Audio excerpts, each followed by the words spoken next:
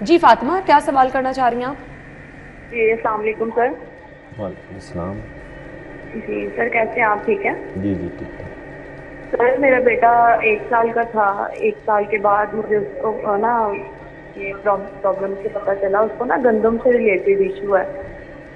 तो जब भी मतलब वो गंदम से रिलेटेड हर चीज़ उसको मना हो गई हुई है, तो मैं 6 साल से उसको लेके ना कभी किसी डॉक्टर के पास जाती हूँ, कभी किसी डॉक्टर के पास जाती हूँ। तो उसको अक्सर मोशन लग जाते हैं। उसका स्पेशल आटा भी मैंने लेके दिया है जो ग्लूटेन फ्री है। तो जब भी मैं उसको रोटी बना के देती हूँ ना तो उसको मोशन लग जाते हैं। तो इसका मुझे कुछ बता दें कि मेरा बेटा ठीक हो जाएगा। मैं बहुत ज़्यादा परेशान हूँ। थैंक यू जी। देखें, ये जो गंदम से एलर्जी है इसे हम सीलिएक डिजीज़ कहते हैं। ये गंदम में ख़ास किस्म की प्रोटीन होती है जिसे ग्लूटन कहते हैं। और ये जो ग्लूटन होता है ये गंदम के अलावा कोई और चीज़ें हैं जिसमें बारले, जौ, जो उसमें भी होता है, जौ वगैरह में भी होता है।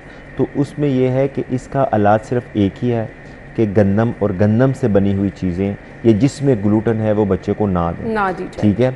और बट ऑल्टरनेट पर डॉक्टर साहब क्या हो सकता है? अल्टरनेट, मल्टीपल अल्टरनेट्स हैं। कॉर्न है, राइस है, कॉर्न फ्लोर है, ठीक है, ऐसी चीज़ें हैं। और उसमें ये होता है कि आप हल्का उसकी थोड़ी सी मकदार भी देंगे, 100th टाइम भी उसकी थोड़ी सी मकदार देंगे ग्लूटेन की, तो बच्चे की आंतड़ियों पे असर करेगी। बेसिकली ये होता है कि इसकी वजह से आंतड़ियों पे असर होता है, उसमें जज़ब करने की सलाहियत कम हो जाती है। जज़ब करने की सलाहियत कम होने की वजह से बच्चों का कद छोटा रह जाता है, बच्चों के खून की कमी होनी शुरू हो जाती है, बच्चों को इरिटेबिलिटी आनी शुरू हो जाती है, बच्चे जहनी तौर पर भी एज़ कम्पेयर टू अदर बच्चे कम हो जाते हैं।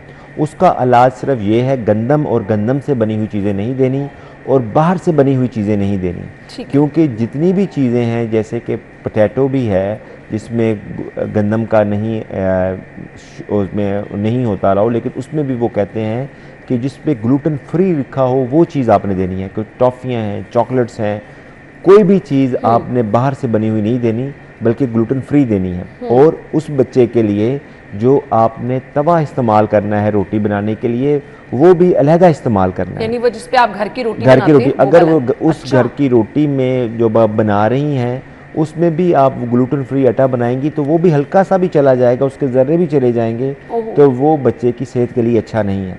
तो उसमें सिर्फ यही है कि आपके बच्चे की कंटेमिनेशन हो रही है या वो किसी चीज़ बाहर से खा रहा है, तो आपने इसका बहुत ज़्यादा रिसर्च हुई है, उसका सिर्फ एक ही इलाज है, गंदम और गंदम से बनी हुई कोई चीज़ नहीं देनी। मुकम्मल तौर पर बंद करें तो इंशाअल्लाह आपका बच्चा ठीक हो जाएगा।